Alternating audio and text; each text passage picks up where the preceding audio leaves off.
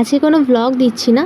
আজকে এটা সবার বাড়িতেই হয়তো এই সমস্যাটা হচ্ছে, যাদের বাড়িতে এসি আছে, যে হঠাৎ করে এসিতে 1 মাস আগে সার্ভিসিং করালাম, তারপরে আবার কি করে এসিতে সেম প্রবলেমগুলো আবার দেখা দিচ্ছে।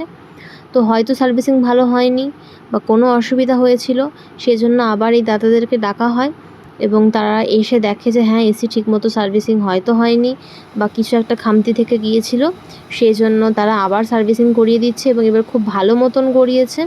গ্যাসও কমে গেছিলো, গ্যাসও তারা লোড করে দিয়েছে। আর ভেতরে যা যা ময়লা জমেছিল, এসি ব্লক হয়েছিল কিছু কিছু পার্টসগুলো, সেই পার্টসগুলোকে আনব্লক করেছে এবং আরও যা যা দরকার ছিল টোটালটা ভালো মতো এনারা ক্লিন করে দিয়ে গেছে। তাই ভাবলাম তোমাদের সাথেও শেয়ার করি যে কাদের এরকম প্রবলেম হচ্ছে।